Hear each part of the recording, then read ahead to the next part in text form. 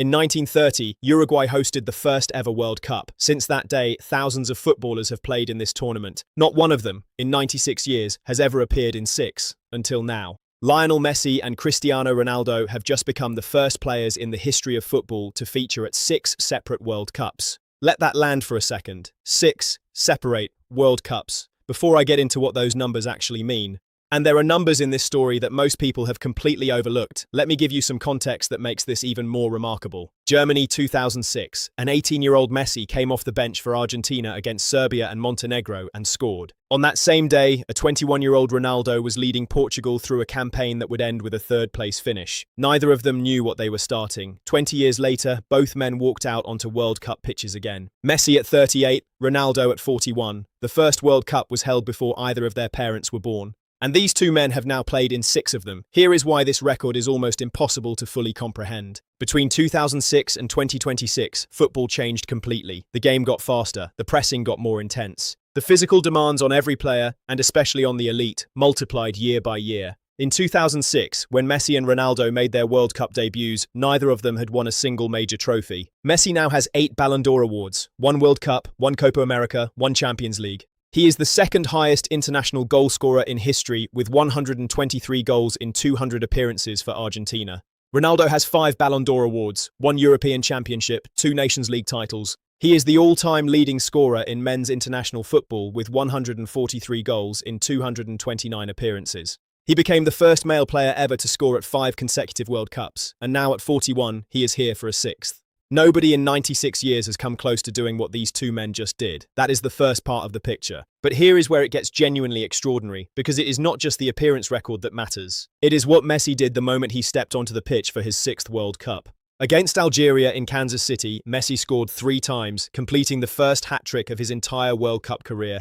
On the 20th anniversary of his World Cup debut, in his 200th appearance for Argentina. 3 goals, his 14th, 15th and 16th in World Cup history. He now sits level with Miroslav Klose's all-time record of 16. But it is not just the number of goals that matters here. With that performance against Algeria, Messi became the only player in World Cup history to score against 11 different national teams. 11 different nations, not one great performance against a single opponent. 11 separate countries across 6 tournaments over 20 years. He is the first Argentine to score in 5 consecutive World Cup matches. Most players are lucky to score at 1 World Cup. Messi has now scored in his opening game at 4 of his 6 tournaments, at 38, in what was also his 200th cap for Argentina. Now, the counter-argument here is that both men are past their physical peak, that this 6th World Cup is more about legacy than performance. That asking fans to judge them at 38 and 41 is unfair to the players they were at their best, and in my opinion, that is partially fair. But here is what that argument misses. Messi scored 3 in his first game, at 38, in a World Cup, against a serious Algerian side, on the 20th anniversary of his debut.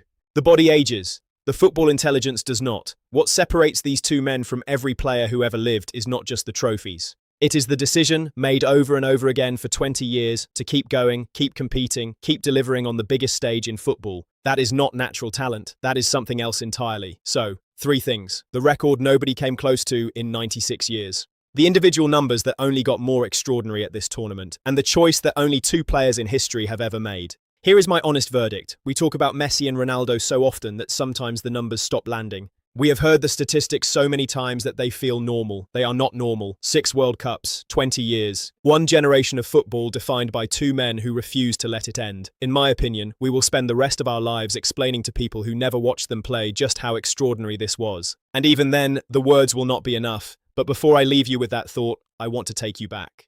Because this story did not begin in Kansas City. It did not begin in Qatar or Russia or Brazil. It began 20 years ago in Germany, and it unfolded 1 tournament at a time in a way that no one could have scripted. Germany 2006. Messi was 18 years old. He came off the bench, set up a goal, and then scored. In 16 minutes, he had announced himself to the world. Argentina went out on penalties in the quarter-finals. But nobody who saw Messi that night went home thinking about the result. Ronaldo that year was 21. He carried Portugal to the semi-finals, the furthest they had gone since 1966. He was already one of the best players on the planet. But the World Cup, for both of them, was still just the beginning. South Africa 2010. 4 years later, the world expected more. And both men delivered less than anyone had hoped. Messi was suffocated by opposing defenses, played out of position, and left the tournament without a single goal. Argentina were torn apart by Germany in the quarter-finals. The criticism was immediate and brutal. Ronaldo scored once. Portugal were knocked out in the quarter-finals by Spain. The weight of expectation had arrived, and neither man had yet found a way to carry it.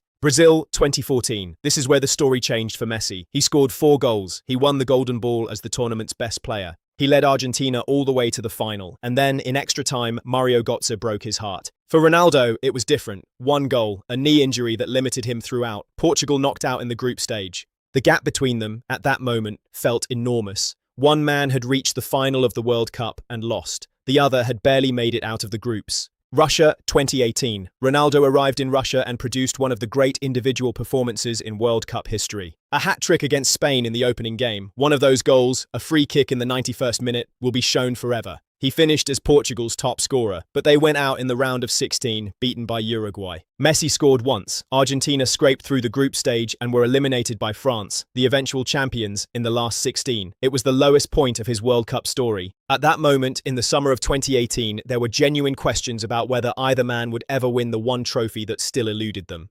Qatar 2022, and then came the answer. Messi, at 35, produced the greatest individual World Cup performance since Diego Maradona in 1986. 7 goals, 3 assists, a final that will be remembered as long as football is played, 2 goals and a penalty in the shootout against France in a match that finished 3-3 after extra time. He lifted the trophy. After 17 years of trying, after 4 tournaments of heartbreak, Lionel Messi became a World Cup winner. Ronaldo scored 1 goal from the penalty spot. He was dropped for the knockout stages. He was seen crying on the bench. Portugal reached the quarter-finals and were beaten by Morocco. It was the tournament where the argument, for many people, was settled. Messi had the one thing Ronaldo did not, and yet, here they are, both of them, in 2026. Messi at 38 with a hat-trick in his first game, Ronaldo at 41 still refusing to walk away, 6 tournaments, 20 years. From teenagers in Germany to veterans in North America. Think about everything that happened in between. Think about the clubs they played for, the trophies they won, the records they broke, the debates they fueled.